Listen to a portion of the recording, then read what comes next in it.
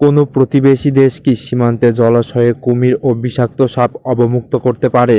প্রশ্নটি প্রথম দর্শনে নিছক কোনো ভৌতিক উপন্যাস প্লট বা অকাল পরিপক্ব ষড়যন্ত্র মনে হতে পারে।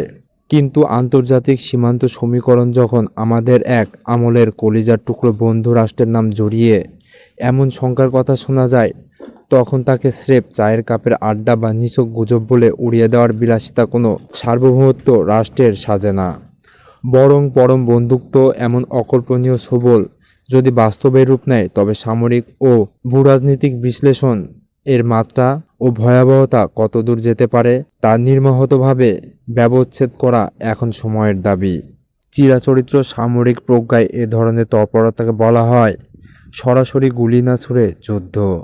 কুমির ও বিষাক্ত সাপের মতো প্রাণী যখন বায়োলজিক্যাল ভিক্টোরি হিসাবে ব্যবহার করা হয়, তখন তা স্পষ্টত একটি এর কৌশলগত, স্ট্র্যাটেজিক ও রণকৌশলের উদ্দেশ্য অত্যন্ত সুদূরপ্রসারিত ও ভয়ঙ্কর। এমন অভিনব পন্থা একটি বৃহৎ রাষ্ট্র মূলত তার প্রতিবেশীর উপর এক ধরনের প্রচ্ছন্ন চাপিয়ে দিয়ে নিজের স্ট্র্যাটেজিক দিক বাড়াতে চায়।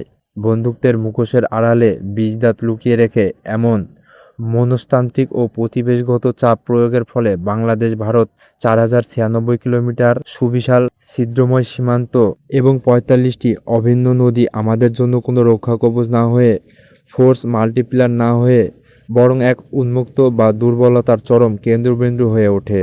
আর সাপ খেলার ২২ গজ না, যেখানে ইচ্ছামতো ছুরি ঘোরানো যাবে। এ হলো রাষ্ট্রের টিকে থাকার লড়াই, যেখানে প্রতিটি নদী হয়ে উঠতে পারে নীরব ফ্রন্টলাইন।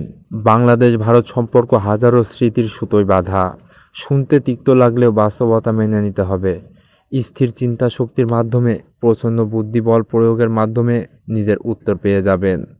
সেই সম্পর্কে ভিত মাটি করে দেওয়ার মতো ঘৃণ এ কৌশলের কোনো গ্রহণযোগ্যতা আন্তর্জাতিক পরিমণ্ডলে থাকতে পারে না।